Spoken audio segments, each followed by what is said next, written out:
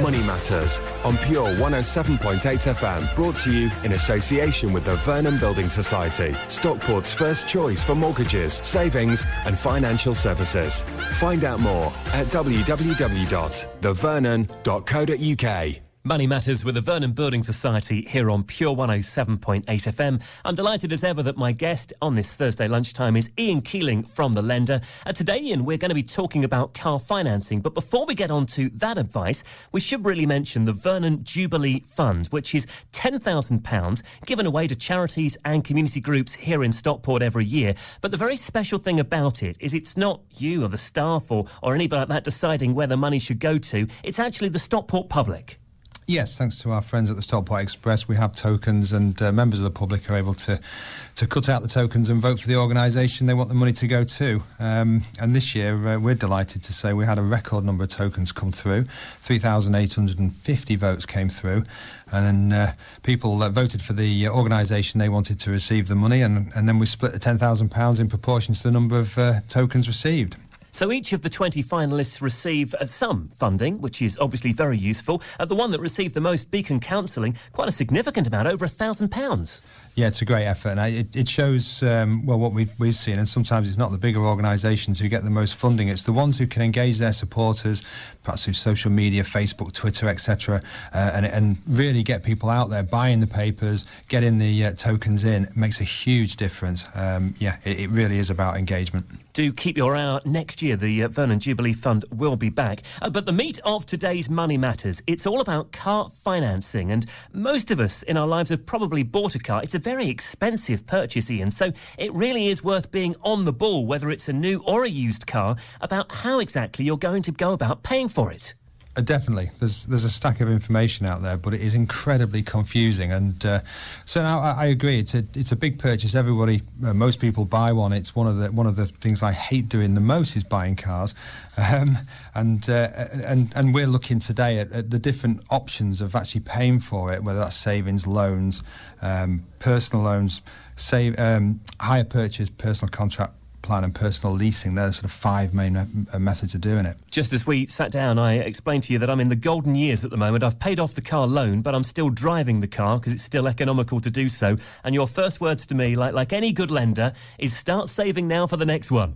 Absolutely, yeah. So the best and the cheapest way of buying a car is to have the cash to do it. Of course, most people may not have that option, but if you're in a situation where you're not paying the loan, well, that money you would have been paying on the loan could be tucked away for the next car purchase.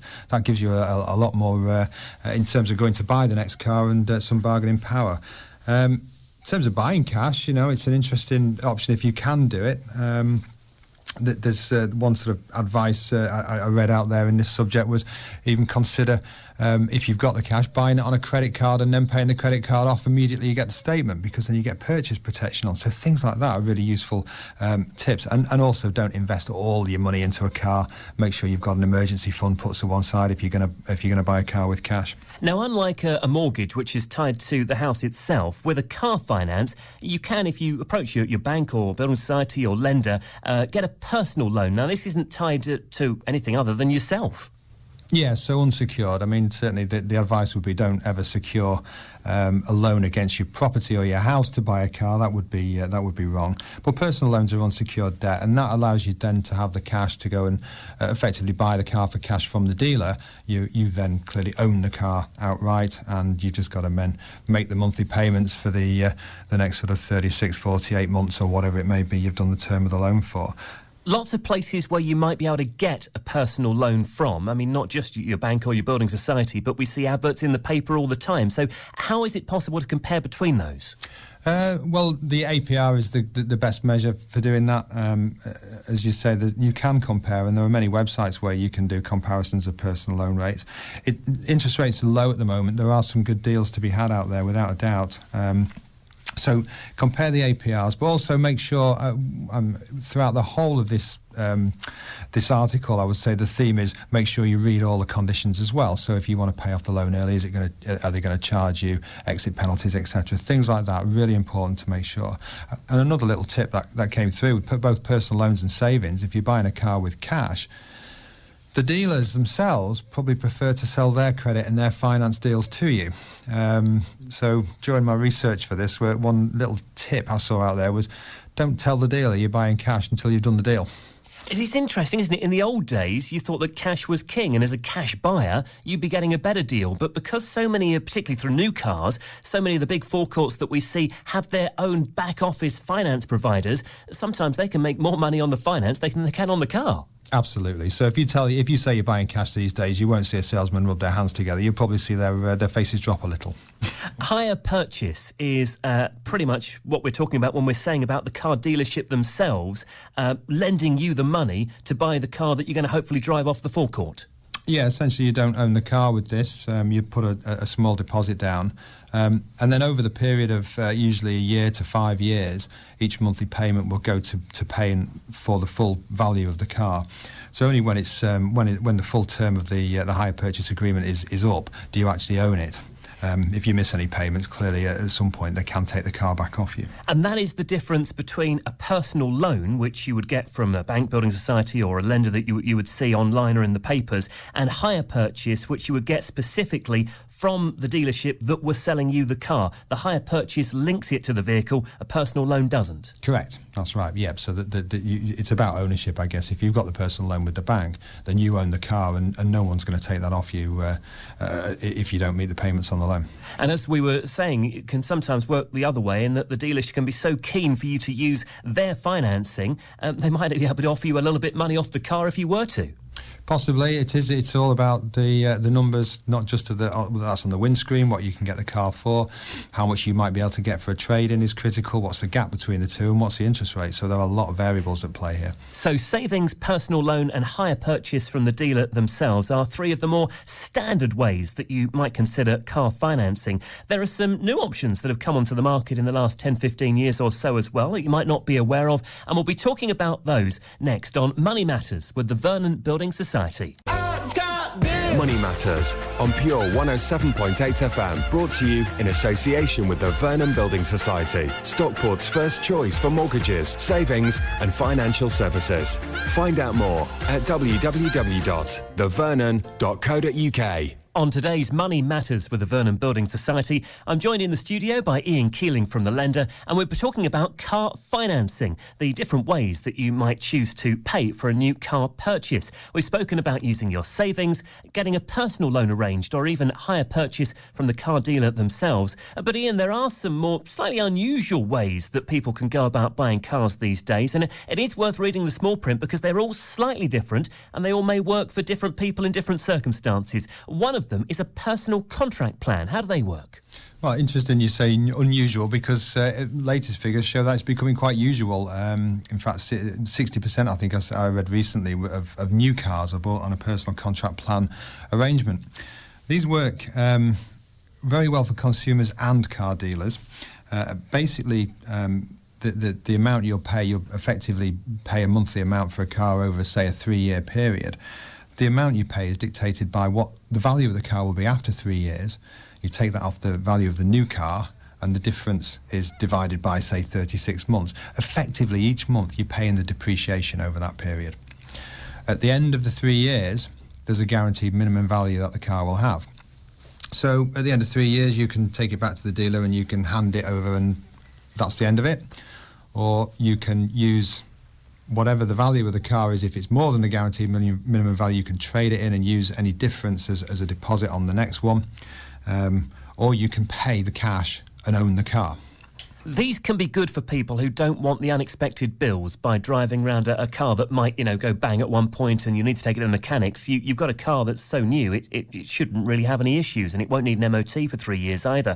The difficulty, I think, Ian, can sometimes be if you do more miles than you were planning to at the start of the agreement because the car goes down further in value than your agreement really allows for. That's right. So that guaranteed minimum value is based on certain assumptions, and you'll have an estimate of how many miles you will do each year. So if you exceed that, then clearly the value of that car is going to go down. By the same token, it's going to assume that there's normal wear and tear. So if you've really bashed the car about, that's going to knock the value down as well. So a couple of things to think about before entering into a personal contract plan, although for some people they're perfect because they can drive around a new car every 3 years. Personal leasing, I have seen adverts for quite recently, and this was something that, well, I mean, up until a few years ago, was just something that company car drivers got to do. But it is now becoming more and more widespread to find that companies are offering that kind of company car leasing deal to private individuals. Yes, and I think that probably springs out from the days when people started opting out of having company cars and getting a cash allowance, and then people started using this cash allowance in order to try and recreate the company car experience. So on this one, you don't own the car, you get a new car, you'll pay an amount each month. Normally within that, say over 12 to 36 months, that would include servicing and maintenance and so on. Things like that are included. And again, there's mileage limits agreed up front, so there might be penalties if you start to exceed certain mileages. But for many people, it's a very simple and straightforward and hassle-free way of paying for the car. But you're never going to own it at the end. You'll have no value to it. And that is worth remembering, isn't it? Because we need to sort of think about sometimes our futures when we're buying a car. Where do we see ourselves in 3 years' time? Are we going to keep the same job for that period? Will we need a car in 3 years' time? Personal contract plans, personal leasing may be of interest to people who are coming up perhaps to retirement. A few years out, they still need the car at the moment, but they don't think they're going to need it maybe in 3 years' time. They could be, but you make a good point about looking at the future. There's so many of these arrangements where you've got a commitment to pay a monthly amount. Could be affordable on day one, but things can change, and certainly the internet is awash for people looking for advice on, I need to get out of this agreement, what can I do? And that really comes back to the point we made earlier. You need to not just look at, great, I'm going to pay £170 a month to have this shiny new car, but what if it goes wrong? What's it going to cost me to break the agreement? Can I break the agreement? All these things, so you need to look at the downside as well. Ian, we've spoken about the sort of 5 typical ways to buy a car separately. It's also worth pointing out you can combine the two. It might be that you have a bit of savings and you could combine that with a personal loan to get the very best deal. Yeah, that's probably not as usual as it used to be, but that would be typically the way you used to do it. Some of the savings, a personal loan top up the difference, buy the car and own it outright. But you can combine those. If I do have a bit of savings, it might be worth using them because potentially, a bit like a mortgage, if I've got a higher deposit on my house, I might be paying less on a monthly rate. I could maybe bring that APR down. You'll bring the monthly payments down. Yeah, the APR may be unaffected, the actual interest rate may be unaffected, but the monthly payments certainly would be cheaper. What about when I'm sitting in the chair and people are talking to me about PPI, a bit of a dirty word these days, but also gap insurance? I've heard that mentioned before too. Yeah, I mean, certainly it's one of the difficult experiences of buying a car is when the add-ons come in, and they can often be quite high-priced and unnecessary things that you certainly never thought you needed suddenly become the most important thing in the world. Clearly, there's a big incentive for the salesman to sell it, and for the garage that they're going to make a lot of money out of it. Gap insurance itself, well, this is one where you buy a new car, immediately it depreciates. So they're saying, well, look, if you wrote the car off after a couple of months or something, then you're not going to be able to replace it with a brand new car again. So the gap insurance is designed to take the difference between what the value of the car is after a couple of months to the full value and allow you to replace with a brand new car.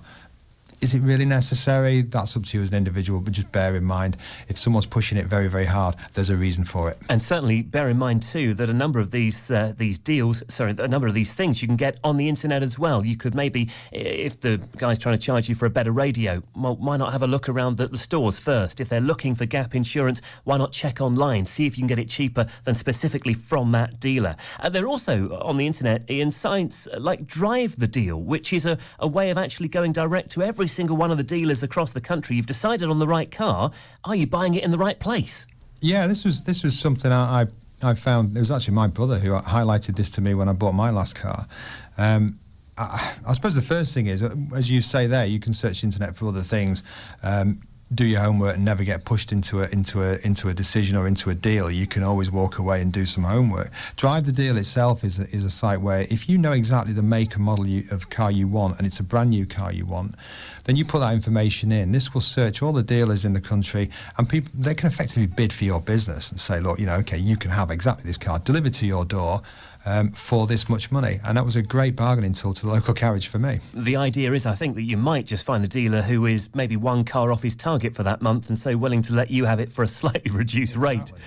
Private sale or part exchange with my current car. I've decided I want a new one. What should I do with the old one?